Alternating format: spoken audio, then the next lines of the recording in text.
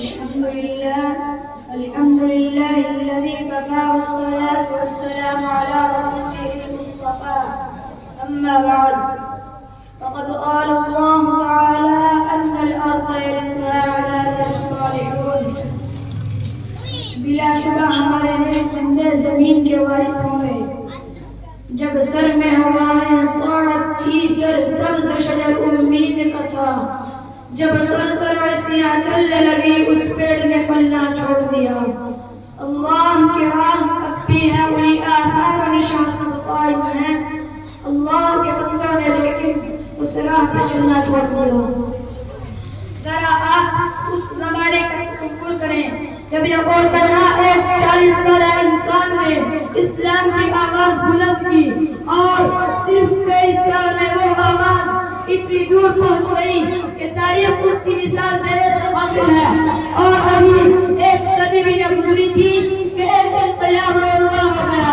جو غریب تھے وہ امیر ہو گئے، جو بیچارے چرواہے میں رہتے تھے وہ مسئلے اقتدار پر متوکل ہو گئے. جنہیں دنیا والے اندر بندوں کہا کرتے تھے، ان کا سالے رہا اتنی تیزی سے بڑھا کہ ربا و مسکون عالم پر ان کے تہذیب و تمدن کا ڈنکا بجنے لگا. جو تعلیم و تہذیب میں پچھلی صدیوں میں تھے وہ امام بن گئے. انہوں نے ثابت کر دیا. قرآن کا یہ اعلان اپنی جگہ درست تھا، ان الارض یرثها عبادی الصالحون. بلا شبہ ہمارے نیک بندے زمین کے وارث ہوں گے. میرے بھائیوں اور دوستوں، مسلمانوں کے عروج کی داستان دلچسپ اور حوصلہ افزائی اور روح پرور ہے. آج بھی ان کو پڑھ کر رونگٹے کھڑے ہو جاتے ہیں. علامہ اقبال نے کیا خوب کہا تھا، دشت تو دشت ہے دریا بھی نہ چھوڑے ہم نے، دشت تو دشت ہے دریا بھی نہ چھوڑے ہم نے، بحر ظلمات میں دوڑا دیا گھوڑے ہم نے. میرے بھائیوں دوستوں، ایک وقت تھا جب مسلمانوں کے شوق و اسلوب اور روب حرم کا ڈنکا بج رہا تھا. چار دانگ عالم میں ان کے عروج کی داستانیں بس زبان تھے. وہ نیک تھے، ناس باز تھے، صاحب صلاحیت تھے، موجد تھے، عقل تھے، علم دوست تھے.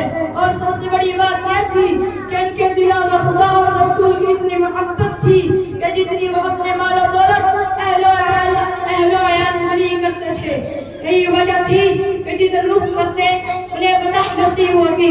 جس سرزمین پر قدم رکھتے ان کے قدم چومنے کے لیے قرار نظر آتی.